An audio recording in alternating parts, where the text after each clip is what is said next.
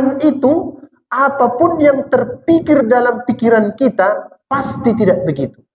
Sekali lagi saya ulang. Apapun yang terlintas dalam pikiran kita tentang Tuhan, pasti Tuhan tidak begitu. Besarkan Tuhan dalam hati, buang tadi keluarga-keluarga itu, pasti lebih senang. Coba aja nanti, kalau tak percaya.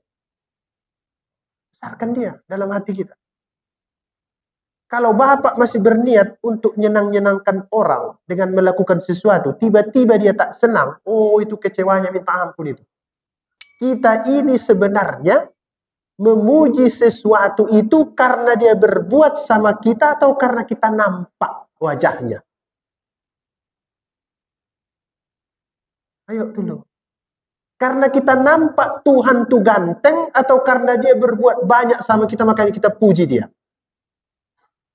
Biarpun Tuhan itu tak nampak macam pemuda yang pamer-pamer tadi, tapi karena dia setiap hari memberikan rahmat kepada kita, makanya ucapkan Alhamdulillah.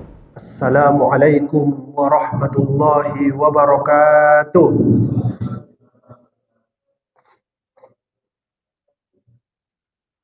Innal hamdalillah nahmaduhu wa nasta'inuhu wa nastaghfiruhu wa na'udzu billahi min shururi anfusina ومن سيئات أعمالنا من يهد الله فلا مضل له ومن يضلل فلا هادي له أشهد أن لا إله إلا الله وأشهد أن محمدا رسول الله.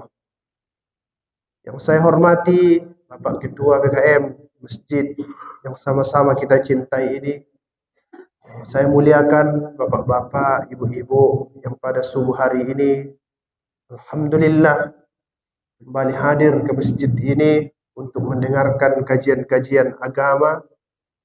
Mudah-mudahan nanti berdampak dalam kehidupan kita sehari-hari. Amin ya rabbal alamin. Saya akan bercerita tentang makna-makna bacaan-bacaan sholat itu. Begitu ya Pak? Ini mungkin permintaan karena kita sering baca ayat, baca-bacaan dalam sholat itu kita nggak ngerti. Betul ya? Kira-kira ya? Apa maksudnya kita baca-baca itu? Saya oke-oke saja. Yang penting nanti harus kita sepakati ini berapa episode Pak Ketua BKM. Jangan ini saja berputar. Karena nanti ada itu yang dibahas oleh ustadz lain. Bapak-bapak, ibu-ibu yang saya hormati. Hidup kita ini sebenarnya, kalau mau jujur ini ibu ya. Coba nanti kalau tak percaya. Ada 3 macam ruangan ataupun 3 macam alam yang tidak kita sadari tapi terjadi. Saya kasih contoh.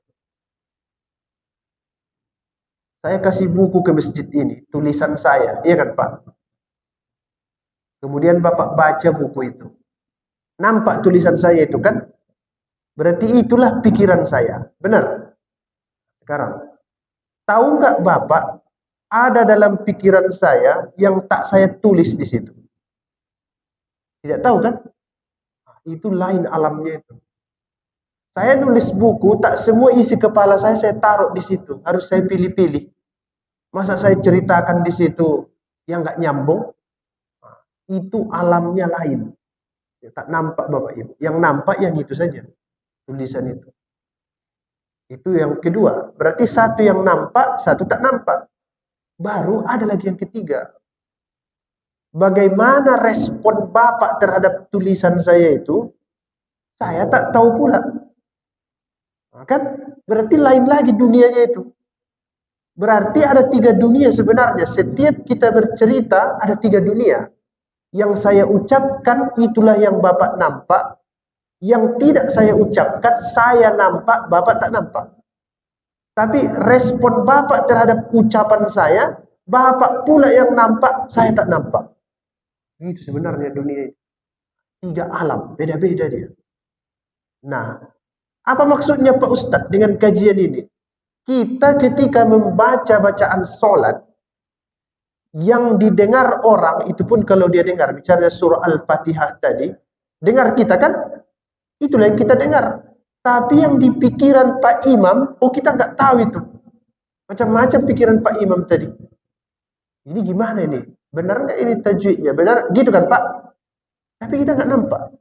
Baru kita yang mendengar bacaan imam itu, ada di pikiran kita sesuatu, imamnya pula tak tahu apa yang kita pikirkan itu. Tiga dunia ini sebenarnya. Jarang kita pikirkan. Nah, begitu bacaan sholat itu. Ada yang kita baca-baca saja, tapi ada yang kita pikirkan, kemudian ada pula yang dipikirkan orang lain. Nah, mana masalah kita Ibu? Masalah kita ketika yang kita ucapkan kita nggak ngerti. Di situ baru masalah itu. Misalnya, saya cerita sama Bapak. Saya nggak ngerti apa yang saya bilang. Kira-kira bagaimana tanggapan yang dengar? Oh, lebih kacau lagi itu. Saya nggak ngerti, dia nggak paham. Lama-lama bingung dua-duanya. Itulah yang terjadi sekarang. Apa itu artinya Allahu Akbar kabira sampai nanti alhamdulillahi katsira wa subhanallahi bukratan wa asila. Sampai surah Al-Fatihah. Setelah surah Al-Fatihah ada baca surah-surah. Setelah itu ada lagi baca subhana rabbiyal azimi wa bihamdi, bangkit dari rukuk, sami Allahu liman hamidah. Baru dia baca lagi subhana rabbiyal a'la wa bihamdi. Apa lagi? Rabbighfirli warhamni wajburni warfa'ni warzuqni wahdini wa'afini wa'fu anni. Baru dia baca lagi at-tahiyatul mubarakatus shalawatut thayyibatu lillah. Panjang kan? Jadi Ustaz mau selesaikan semua pagi ini? Tidak. Tak selesai itu Pak. Mungkin kalau Pak BKM setuju sampai tahun 2027 lah. Awal Januari baru selesai itu. Kita sedikit-sedikit ya Bu ya. Yang penting apa tadi? Mengerti apa yang kita ucapkan. Sebelum masuk saya kasih gambaran lagi. Pak Ustadz, penting kali rupanya kata-kata itu dalam hidup ini. Ini kan ceramah ini cuma ngomong-ngomong aja. Apa penting itu kata-kata? Nanti sholat pun cuma ngomong-ngomong aja. Apa penting itu kata-kata? Oh, penting sekali. Lebih penting lagi kadang kata-kata daripada perbuatan. Saya kasih contoh, ibu-ibu, bapak-bapak sekalian. Ada satu kompi tentara dikirim ke Papua. Satu kompi TNI ini isinya 15 orang. Satu komandan, jadi 16.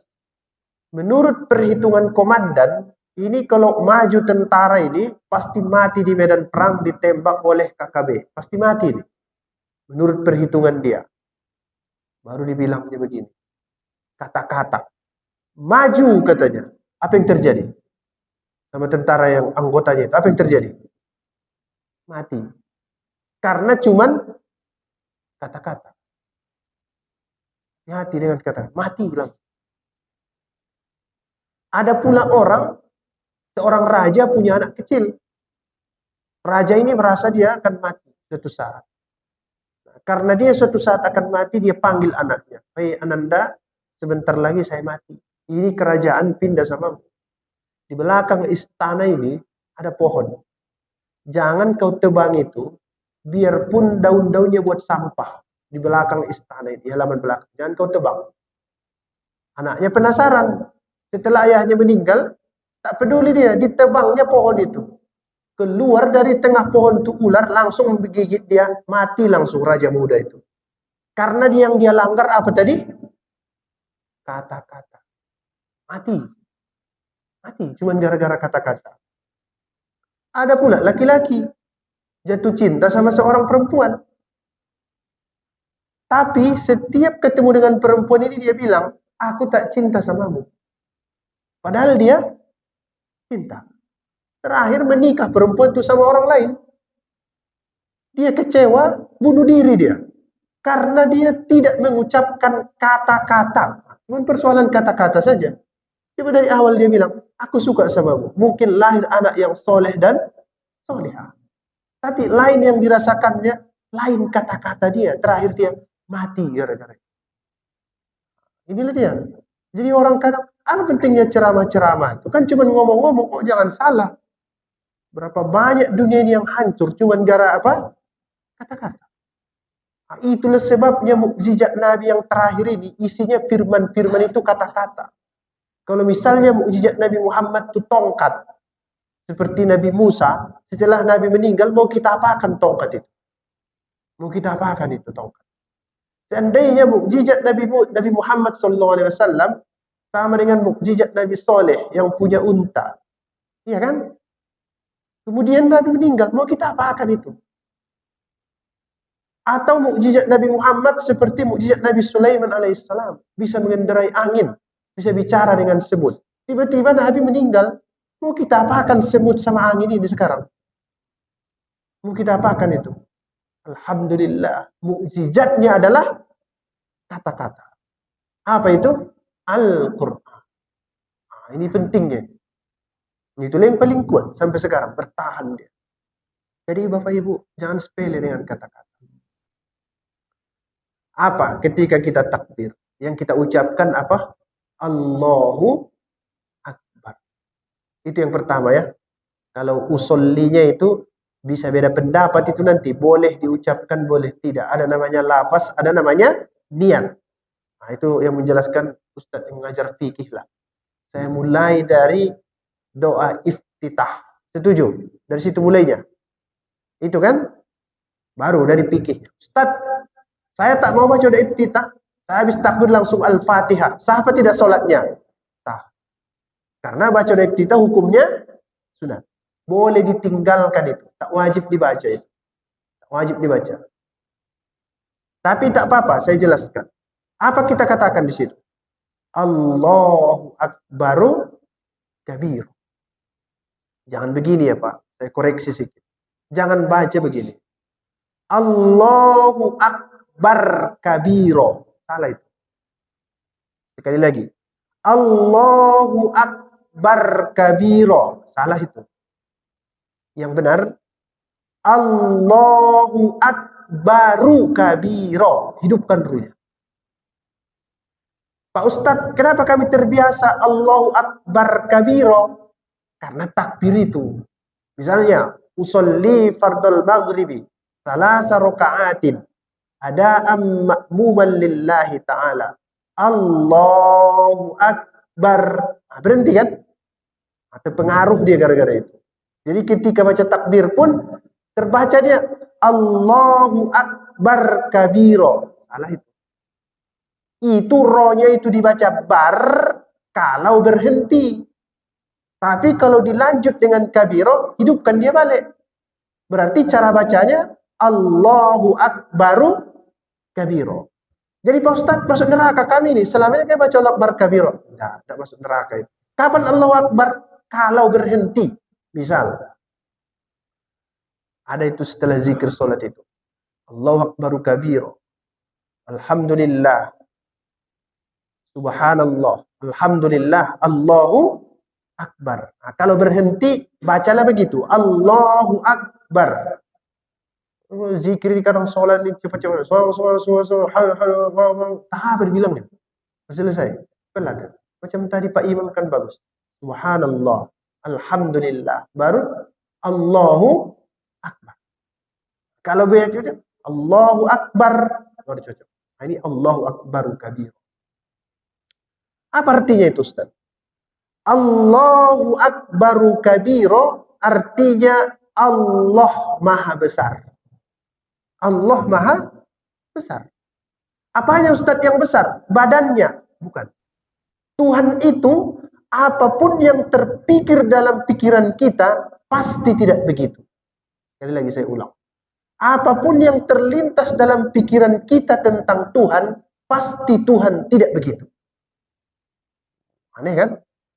Dari mana Ustaz tahu? Dari Al-Quran. Laisa kamitslihi syai'. Walam yakul lahu kufuwan ahad. Pikiran saya Ustaz, Tuhan itu rambutnya putih, pakai jubah warna merah, kakinya di bumi, kepalanya di langit. Itulah pikiran saya. Itu setan itu. Bukan Tuhan itu. Saya tadi malam Ustaz berzikir saya dalam kelambu, tiba-tiba lewat warna merah jambu. Itu hantu itu, bukan Tuhan itu. Bisa Tuhan digambarkan. Saya sering ke Universitas Pembangunan Pancamudi, ada tarekat di situ. Bapak-bapak itu bertorikoh dia. Jadi dibimbing dulu sama mursyid itu, karena dia tidur zikir dalam kelambu itu. Itu kalau tak dikasih tahu betul-betul, oh salah-salah itu tauhidnya itu nanti. Karena pas zikir itu setan masuk. Ditengoknya pas dia zikir, la ilaha illallah, la ilaha illallah. Lewat warna hitam. Oh itu Tuhan katanya. Musyrik. Neraka itu. Intinya bagaimana? Apapun yang tergambar dalam pikiran kita tentang Tuhan, pasti Tuhan tidak seperti itu. Jadi bagaimana Pak Ustadz? Menggantung. Tidak jelas. Tuhan di dalam Islam ini tidak terlalu tinggi sehingga tak bisa digambarkan, karena dia punya sifat pencipta, tapi juga tidak terlalu rendah sehingga bisa dibenda-bendakan. Nah, itulah Tuhan dalam Islam. Nah, kalau begitu apa yang kekuasaannya? Apa yang besar Ustaz? Yang besar adalah kekuasaannya. Kekuasaannya besar. Saya Ustaz kekuasaan saya besar kali. Tidak betul. Tak betul kekuasaan. Saya pun tak betul kekuasaan saya besar. Saya kasih contoh bapak-bapak, ibu-ibu yang saya hormati. Ada di sini dokter, di antara kita ini, dokter. Tidak ada. Ada di sini guru. Guru, ada guru. Tidak ada, Bu. Saya kasih contoh. Saya kan guru saya. Guru. Dari hari Senin sampai Sabtu kerja saya mengganggu orang, mengganggu pikiran orang. Terutama mahasiswa itu. Sebelum saya ganggu, belum senang saya. Kira-kira hebat nggak saya, Pak? Hebatlah. Tiap hari tampil di depan orang, iya kan? Jadi setiap hari menghadapi orang minimal 200, begitulah kira-kira. Baik di kampus, di masyarakat, di sekolah, di universitas, tampil tiba-tiba. Oh, keren. Baru pertanyaannya, pas pulang dari sini, bocor ban saya, bocor. Siapa lebih tinggi? Tempel ban atau saya yang keren tadi? Nah, tengok itu. Habis kekuasaan kau, Ustaz. Di masjid itu kau bisa ceramah. Coba tempel ban kau itu. Mati, tidak bisa nempel ban. Siapa yang besar kekuasaan? Allahu Akbar. Harus disadari. Tiba-tiba, tempel ban tadi, sakit pula anaknya. Dia bawa ke rumah sakit. Siapa yang jadi raja sekarang? Dokter. Berubah pula tempel ban itu. Jadi rendah pula dia di rumah sakit. Ketika di pinggir jalan, dia bosnya. Bahkan dikalahkannya Ustadz tadi. Ketika masuk dia ke rumah sakit, siapa bosnya? Dokter. Tiba-tiba anak dokter itu sekolah. Diantarnya ke sekolah. Siapa rajanya sekarang? Guru. Guru. Rupanya guru ini, dia tak bisa mengantar anaknya pulang. Dia pesan Gojek. Siapa rajanya sekarang? Tukang Gojek nih, pas dia mau pulang, kelaparan dia. Pergi dia ke rumah makan. Siapa rajanya sekarang? Tukang nasi. Tukang nasinya, dia tak punya beras. Pergi dia ke percut, beli beras. Siapa rajanya sekarang? Nah, begitunya dunia ini sebenarnya. Kita-kita aja yang sok-sokan kadang. Mentang-mentang dia menteri segala macam. Pas kelaparan, makan juga dia. Ayo Bapak Ibu sekalian. Siapa yang paling jago di dunia, yang tak butuh sama orang? Dia selalu raja di atas. Mana ada? Fir'aun. Mana pula? Pas mati, apa dia? Masuk air laut itu ke mulutnya, baru ampun-ampun dia. Padahal kata sebagian riwayat, selama jadi raja, sakit kepala pun tak pernah. Udah mau mati, nah, baru ampun. Ayo Bapak Ibu sekalian, yang merasa kita ini ngeri ya kan? Jadi kalau disadari itu, Allahu Akbar. Allah yang maha besar kekuasaannya. Kita ini adalah berubah-berubah. Di rumah, siapa yang berkuasa? Ibu atau bapak? Oh ini panjang ceritanya. Siapa Bu yang berkuasa di rumah? Bapak atau ibu? Jangan dijawab. Masalah itu nanti. Panjang ceritanya itu. Panjang urusan. Ibu-ibu sekarang yang berkuasa namanya itu emak-emak garis keras. Emak-emak radikal. Ada sekarang ras terkuat di bumi. Oh, mengerikan sekarang. Konten-konten itu pun saya lihat, aduh, ibu-ibu aja yang keras. Di konten aja. Pas kenyataannya, bapak itu juga yang berkuasa. Nah, itulah yang disebut dengan ar-rijalu qawwamuna 'alan. Bapak Ibu yang saya hormati, Allahu akbaru kabir. Kira-kira kalau orang sholat, dipahaminya situasi ini. Oh, rupanya aku tak punya kekuasaannya, biarpun aku presiden. Aku tak punya, biarpun aku menteri, apalagi cuma kepling. Cuma kepling dia. Mohon maaf, pakai kepling kalau ada di sini. Mohon maaf. Nah, kita ini sama-sama butuh aja sama orang. Ini kadang karena dia bilal jenazah, pas dia mati, kumandikan sendiri aku nanti. Jangan kalian urus aku katanya. Ada itu. Mentang-mentang dia hafal itu, Allahumma la tahrimna ajrahu wa la taftina ba'dahu waghfir lana wa lahu. Dia bilang, nanti jangan kalian solatkan aku. Ku solatkan sendiri aku. Udah hafal aku bacaan solat. Mana ada? Ada yang lebih parah lagi. Saya ini penggali kubur. Pas aku mati, jangan kalian urus. Ku kuburkan diriku sendiri katanya. Betul. Sekali lagi, Allahu Akbar kabir. Nah, di dalam Al-Quran, sepanjang yang saya lihat, perintah untuk bertakbir itu dalam bentuk fi'il amar namanya, sekali Pak disebut. Nanti baca surah Al-Isra ayat terakhir. Ayat terakhir. Ayat yang ke-111. Katanya begini.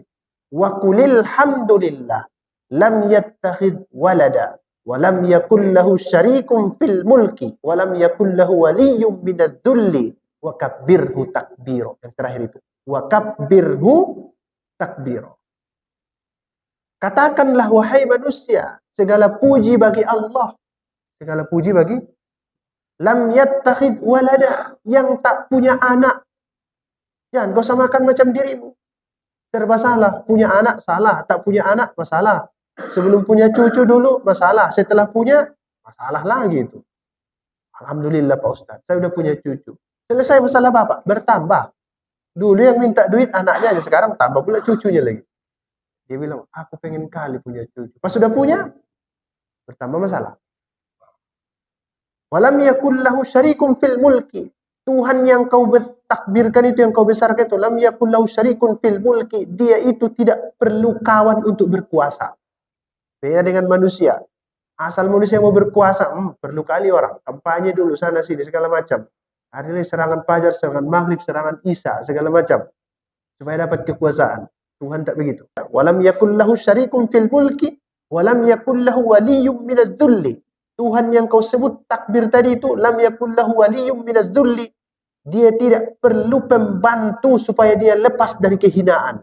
Beda sama kita. Kita ini supaya lepas dari kehinaan perlu orang. Saya kasih contoh.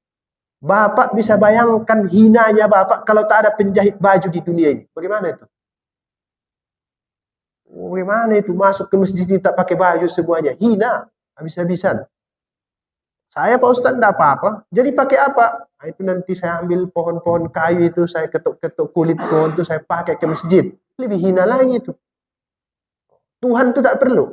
Jadi Tuhan itu dia tidak hina karena dia tak butuh sama orang. Kita ini hina sehina-hinanya kalau tidak ada bantuan dari orang. Yang paling real dalam hidup, bayangkan kalau tak ada penjahit baju di dunia ini. Bagaimana kita ini? Telanjang kita ke masjid ini semua. Hina dibuat. Wa kabbirhu takbiro, karena Tuhanmu yang begitu itu tadi, tidak punya anak macam kamu, tidak perlu sama orang, sama siapapun supaya berkuasa, dan dia tidak perlu dibantu supaya lepas dari hina. Wa kabbirhu takbiro, ucapkanlah kepada dia Allahu Akbar. Allahu Akbar. Masya Allah. Nah, ini yang pertama. Allahu Akbaru kabiro. Pokoknya intinya begini. Besarkan Tuhan dalam hatimu supaya kecil masalah hidupmu. Besarkan Tuhan dalam hatimu supaya kecil masalah hidup. Saya kasih contoh Pak. Ringan nggak nanti? Saya kadang sampaikan, sering saya sampaikan di mana-mana. Sering saya sampaikan di mana-mana. Kalau kita mengecilkan Tuhan dalam hati kita, tapi membesarkan orang di sini, susah hidup. Saya kasih contoh. Tadi habis sholat. Ini real-real aja. Habis sholat. Saya ustadz saya. Ustadz. Ini besarnya jiwa manusia. Misalnya. Dalam hati saya sebagai ustadz ini, yang cocok saya menyalami bapak atau bapak nyalam saya. Dalam hati saya lah, setannya itu. Bapak yang datang harus salam saya, iya kan? Karena saya di mana-mana disalam. Begitulah kira-kira. Setan itu bicara. Masa saya yang datangi dia? Itu kalau diikutkan bisikan setan, kita selalu merasa di atas. Karena kita kecilkan Tuhan di dalam sini. Sehingga yang besar adalah apa tadi? Setan yang besar. Nah, sekarang saya datangi Bapak, saya bilang ke hati saya, kusalam Bapak itu bukan karena saya harus mendatangi dia, bukan karena supaya dia senang kepada saya, bukan supaya saya nampak rendah hati, bukan supaya saya nampak sebagai ustadz yang humanis, tapi karena kau suruh Tuhan saya membangun silaturahmi, makanya ku datangi Bapak itu. Mana lebih enak?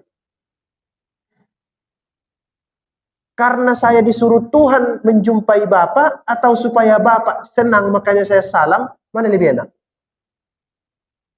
Lebih enak karena Tuhan yang nyuruh kita, itu lebih enak itu. Ibu di rumah, saya sering kasih contoh. Pel rumah itu, bersihkan, sapu, baru dalam hati bilang begini, supaya anak-anakku senang. Itu yang pertama. Pas anak-anaknya pulang, tak ada yang peduli. Jungkir balik orang tuh di situ. Bapak pun tak kenapa tiba-tiba salto bapak sih. Tak peduli dia. Bagaimana perasaan itu? Tak enak. Oh, tak dihargai orang ini, bah. Dari pagi capek, ngepel, ini segala macam. Kesel kan? Tapi coba nanti Ibu ganti niatnya. Ini ku bersihkan rumah ini karena Tuhan menyuruhku membersihkan rumah ini. Mana ayatnya? Wasiyabaka fatohhir. Pakaianmu, rumahmu, tempat tinggalmu bersihkan. Coba Ibu ganti. Besarkan Tuhan dalam hati, buang tadi keluarga-keluarga itu. Pasti lebih senang. Coba aja nanti. Kalau tak percaya. Besarkan dia dalam hati kita. Kalau Bapak masih berniat untuk nyenang-nyenangkan orang dengan melakukan sesuatu, tiba-tiba dia tak senang, oh itu kecewanya minta ampun itu. Yang pengalaman mohon maaf Pak, mohon maaf ini, saya kasih contoh. Kita, anak kita menikah, banyak kali kita kasih duit untuk pesta dia segala macam. Tiba-tiba awak tengok dia tak peduli sama kita, bagaimana perasaan kita? Kecewa kan?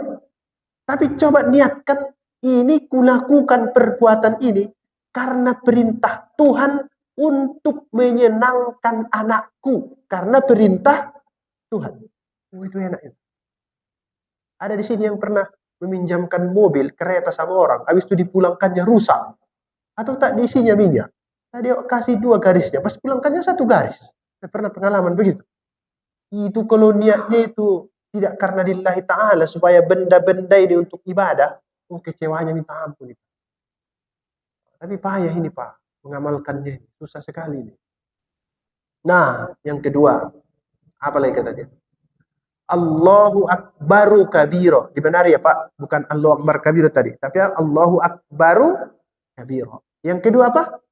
Walhamdu lillahi katsira. Dan segala puji bagi Allah dengan pujian yang banyak. Segala puji bagi Allah. Nah, ini pun sebenarnya saya sudah pernah jelaskan ini dulu ketika menafsirkan surah Al-Fatihah. Ini saya ulas sedikit lagi lebih dalam lagi tentang puji-puji ini. Dia sebut walhamdulillahi katsira. Segala puji bagi Allah dengan pujian yang banyak. Kita itu dipuji minimal karena 2. 1 karena perbuatan kita, Satu lagi karena yang melekat pada diri kita. Saya kasih contoh. Bapak itu dermawan. Apa itu? Sifat. 1. Bapak itu ganteng. Itu apa? Fisik. Beda ya? Yang tadi itu perbuatannya, yang kedua itu adalah fisiknya. Bisa enggak yang ganteng itu dipuji tanpa berbuat? Bisa, karena sudah melekat di wajahnya kalau dia itu mirip Syahrul Khan. Misalnya ada di sini, ganteng dia. Baru Yang tadi itu tidak dipuji kecuali setelah dia bertindak. Nah, sekarang saya kasih ilustrasi. Ibu bocor ban di pinggir jalan.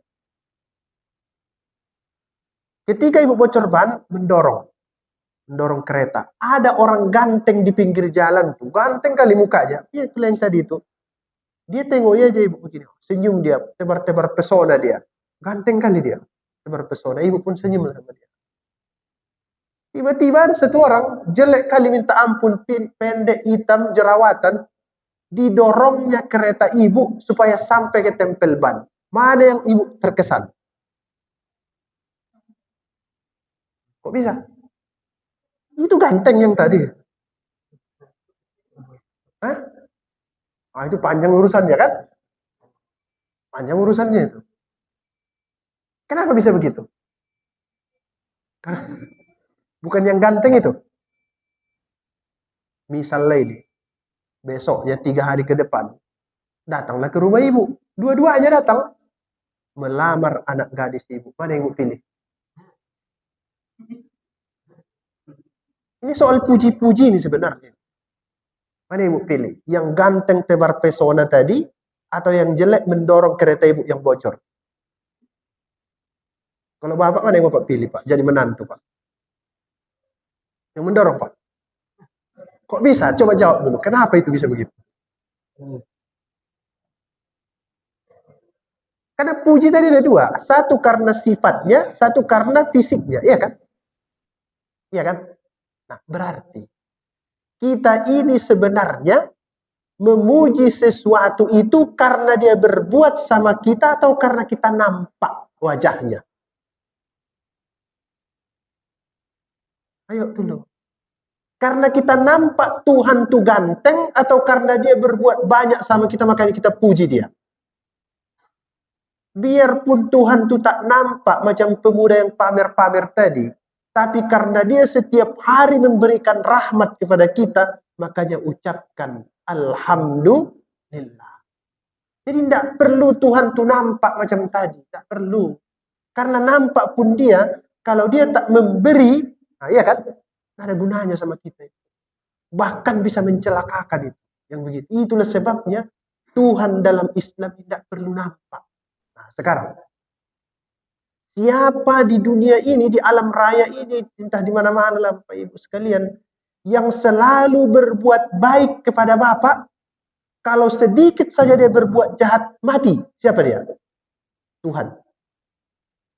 Saya kasih contoh. Dalam Al-Quran dia sebut rezeki. Apa itu rezeki? Pemberian Tuhan yang membuat hidup. Itu definisi rezeki. Sekali lagi saya ulang. Pemberian Tuhan yang membuat hidup. Itulah rezeki. Apa pemberian Tuhan dalam diri kita ini yang kalau 1 detik tak ada langsung mati? Apa namanya? Ruh. Itulah rezeki. Apa tadi rezeki itu yang saya bilang tadi? Pemberian Tuhan yang membuat hidup. Berarti yang paling penting tak boleh lepas sama sekali. Bukan duit, bukan nasi, bukan air. Tapi apa tadi? Ruh. Ini yang bicara-bicara. Yang bicara-bicara. Itulah sebabnya doa setelah bangun tidur itu apa? Alhamdulillahilladzi ahyana ba'dama amatana wa ilaihin nusur. Segala puji, tengok itu. Segala puji, sama kan dengan tadi. Segala puji bagi Allah yang telah menghidupkan kami setelah mematikan kami. Berarti tidur itu apa? Mati. Ahyana ba'dama amatana wa ilaihin nusur. Sama itu doa sebelum tidur. Bismikallahumma ahya. Dengan namamu Tuhan aku hidup. Dan dengan namamu aku amut. Mati. Kalau begitu, Tuhan yang kita sembah ini setiap detik dia berbuat baik sama kita. Benar. Karena dia berbuat baik, biarpun tak nampak wajahnya macam yang tadi itu, kupujilah dia. Makanya kuucapkanlah walhamdulillahi katsir. Hebat sholat tuh Pak, kalau kita pahami betul-betul, ya kan? Luar biasa. Nah, Bapak Ibu yang saya hormati, cuma itulah Pak yang selesai. Makanya mau setahun ini Pak, cerita apa ini nanti? Doa iftitah ini kan. Yang pertama, saya ulang dulu. Yang pertama, pentingnya kata-kata. Jangan lupa itu. Pentingnya kata-kata. Karena dengan kata-kata orang bisa mati, bisa hidup. Sama. Dengan kata-kata hati manusia bisa mati, bisa hidup. Itu sebabnya mukjizat Nabi Muhammad. Bukan tongkat, bukan angin, bukan jin yang bisa menyelam, bukan unta. Tapi adalah kata-kata. Apa itu? Al-Quran. Al-Quran. Kemudian yang kedua, besarkan Tuhan dalam diri kita. Supaya masalah kita menjadi kecil. Bagaimana Pak Ustadz caranya? Berlatih. Berlatih setiap hari. Bagaimana caranya Pak Ustadz? Setiap melakukan sesuatu, motifnya adalah Allah Subhanahu wa Ta'ala. Bagaimana caranya Pak Ustadz? Latihan. Berlatih-latihlah dari sekarang. Kemudian yang ketiga, tentang memuji-muji ini, sebenarnya yang paling penting sama kita adalah perbuatannya. Ingat-ingatlah Bu, cerita orang jelek yang mendorong kereta Ibu tadi. Begitulah kira-kira ceritanya. Dan ingat-ingat Pak, anak bapak yang tak mau ditukar sama yang ganteng tadi. Begitulah kira-kira.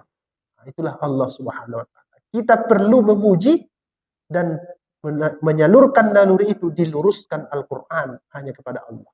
Walhamdulillah. Nah, ini yang dapat saya sampaikan. Mudah-mudahan berdampak dalam kehidupan sehari-hari. Mudah-mudahan dengan ini tak pusing-pusing lagi mikiri kehidupan nih, biarpun pusing, nanti mengaji lagi, biar hilang lagi pusingnya. Pusing lagi Pak Ustadz, mengaji lagi. Nanti lama-lama dia, di mana Bapak itu meninggal? Di pengajian. Lagi ngapain? Pusing. Terima kasih, mudah-mudahan bermanfaat. Ada pertanyaan Bapak Ibu sekalian? Mudah-mudahan tidak ya, karena udah makin lapar ini. Makin siang makin lapar. Nah, baik. Tak ada Pak BKM ya, langsung doa aja ya. Karena tak payah-payah, saya tak cerita fikih. Tak cerita fikih saya. A'udzubillahi minasyaitonir rajim. Bismillahirrahmanirrahim. Alhamdulillahi rabbil alamin. Wassalatu wassalamu ala asyrafil anbiya'i wal mursalin wa ala alihi wa ashabihi ajma'in. Subhanaka la ilma lana illa ma 'allamtana innaka antal alimul hakim. Rabbana hab lana min azwajina وذرياتنا قرة أعين واجعلنا للمتقين إماما ربنا إننا آمنا بما أنزلت فاتبعنا الرسول فاكتبنا مع الشاهدين واتبعنا الرسول فاكتبنا مع الشاهدين ربنا آتنا في الدنيا حسنة وفي الآخرة حسنة وقنا عذاب النار سبحان ربك رب العزة عما يصفون وسلام على المرسلين والحمد لله رب العالمين.